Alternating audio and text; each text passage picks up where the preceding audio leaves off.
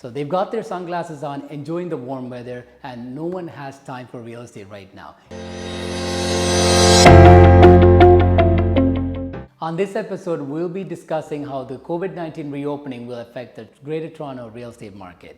Before we look forward, let's do a little recap of what happened in the Greater Toronto real estate market in the last year and a half to 2 years. In middle of March 2020, the Ontario government implemented a strict stay-at-home order.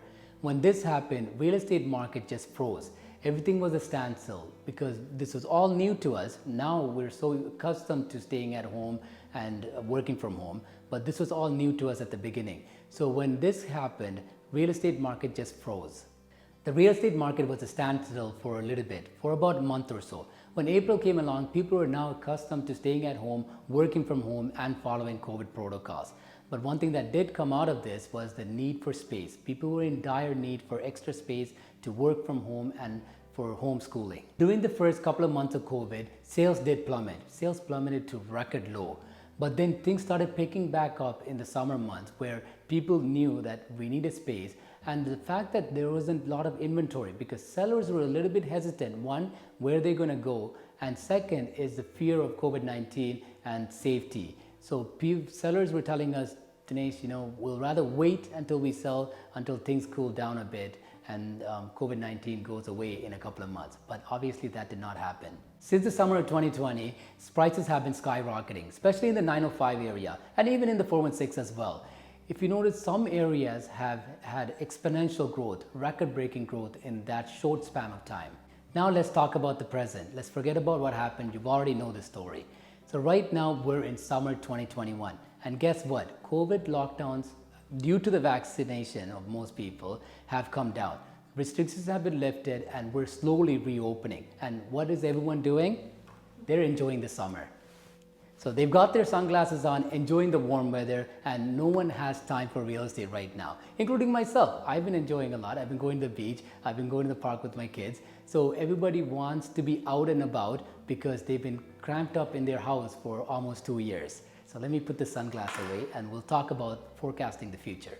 What am I predicting in the future? So right now, up until September or so, like I mentioned, people want to be out. They want to go see family and friends who they've missed. So I don't foresee a slowdown in a sense that price is decreasing, but there is a slowdown in the market. The number of transactions have come down, but also listings are down as well because sellers don't want to sell. They want to be in a pool. So because of that, there's an equilibrium when it comes to the amount of buyers that are out there and the amount of sellers. So prices have not come down, but the number of transactions have come down. In certain pockets, prices have been growing. I've noticed some pockets where the property was listed before and it came back on the market and it has sold maybe about 5% more since March. So there are pockets where prices are growing because of the lack of inventory. Buyers are still there, but the market has cooled down a bit. And after September, after the Labor Day long weekend, especially generally in a typical year, we start to see like the fall market come into place. I know it's a little bit early, but generally 2 weeks into September, we start seeing more buyers and sellers out there looking for homes now that their kids have settled in. So what I'm predicting is we might not see double-digit growth this year going forward, but the prices will stay stable. That's my prediction. Right? I could be wrong, but that's what the pundits are saying as well.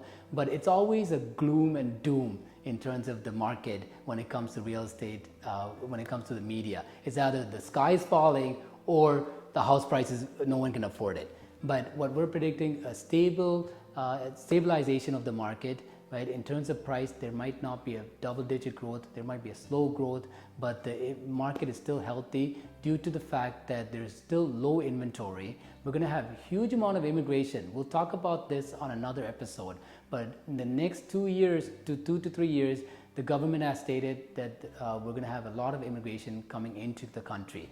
And the interest rate's still going to stay low, and inventories, people still need homes. Those buyers who are out there in previous months, they still need a place, and now they might say, okay, this is a great time to buy where things are cooling down a bit to where there's not a lot of bidding wars. There's still some bidding wars, right? But if they missed out before, now they can buy the home that they like with the price that they're comfortable with. So if you would like any help with your real estate transaction, make sure you contact one of our agents. at 416-844-2220. Make sure you subscribe, share this video with your friends and family. That will be a huge help. And I look forward to seeing you on the next episode of The Honest Talk.